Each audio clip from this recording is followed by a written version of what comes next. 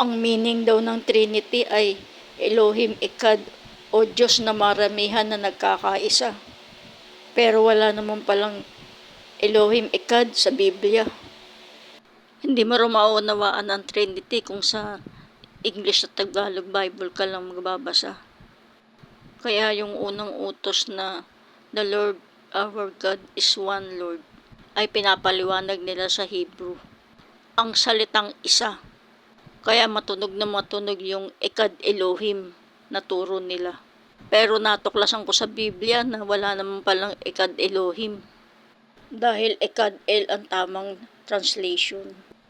Anong verse ba mayroong Echad Elohim na patunay sa Trinity? Hindi ko kasi mahanap. Mayroong Echad Yahweh, pero Echad Elohim hindi ko mahanap. Meron lang Echad El sa Malakay 2:10. Ayan. Dapat hindi mo hanapin yun, kapatid na ididikati. Kasi yung Echad Yahweh, yung Yahweh, Elohim yan. So makikita nyo ngayon sa mga English, Lord, pero pag tinignan nyo sa Hebrew original, ay YSWH yun. So itong sinasabi ni ididikati na INC na ngayon, na ang nabasa niya ay Echad Yahweh, yan na rin po yun. Yan na rin po yung Yahweh, yan na rin po yung God. Kasi yung Yahweh ay hindi po singular yan. Kasi yan ay tinawag sa anak, tinawag din po yan sa Espiritu, yung pangalan na yan. Echad Yahweh. Kaya kung titignan mo yung application niya, yung Echad Yahweh, ayan yung Elohim. Okay? So yan po yung Elohim, yung Echad Yahweh. Ngayon, doon sa katawagan na Yahweh, hindi lamang po Ama ang tinatawag na Yahweh, Brother Johnson. Maging ang ating Panginoong Jesucristo ay tinatawag na Yahweh. At ganoon din ang banal na Espiritu. So lumalabas ngayon dito sa 6.4, tatlo ang Yahweh, Brother Johnson. Yung Ama ay Yahweh, yung Anak ay Yahweh, at ganoon din ang banal na Espiritu Yahweh. At yung tatlong Yahweh na yan, no? Yung Anak, yung Ama, yung banal na Espiritu, ang tawag ng Biblia ay Echad, isang Yahweh. So, nandun yung plurality at nandun yung unity na tinatawag. So, kaya nga diyan pumapasok yung Trinity. At hindi naman mo makikakaila na talagang ang Godhead o yung Kadyusan ay talagang plural po siya. Kasi ginagamit po yung pronoun na plural, katulad sa Genesis, na ginamit.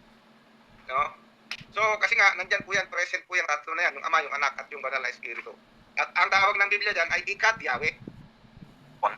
Na yun pong Echad Yahweh, o Echad, yung Elohim, ay plural po talaga yon. Kasi kung pagbalik nga yung Deuteronomy 6.4, pakilagay nga po dyan sa screen. Ayan, dinggin mo o Israel, ang Panginoon nating Diyos. Ayan, ang Panginoon nating Diyos ay isang Panginoon. Pansinin po niyo, ang Panginoon nating Diyos. O, yung pong Diyos ay plural. O, yung Diyos na sinasabi, ang Panginoon nating Diyos ay isang Panginoon. Ayan o.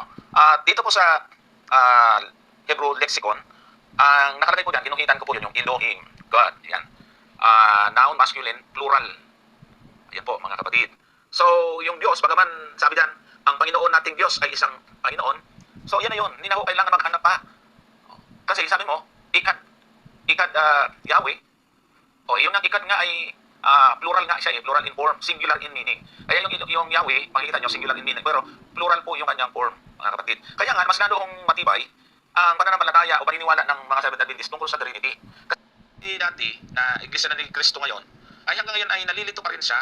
Ang sabi niya sa comment niya sa YouTube, sabi niya, sabi ninyo plural ang YHWH. Kailan namin sinabi na plural yung YHWH? Wala, nalilito. Wala kaming sinasabing plural yung YHWH. Ang plural yung Elohim. Yung YHWH or tetragrammaton, iisa lang talaga yan, singular talaga yan. Sabi mo, pero sa Google, singular lang. Dahil name of God ang YHWH, Isaiah 63:16. Ang prueba na ang Ama. Si YHWH ay sa Malakias 2:10, Echad. Kasi singular at male, no Echad Elohim. Oh. So, kaya nalilito ikaw, hindi po plural ang YHWH, wala kami sinasabing plural yon. Ngayon, yung L, sa Malakias 2:10, yung L, singular yon kasi ang plural Elohim, hindi yung L. Ang plural ng Elohim ay L.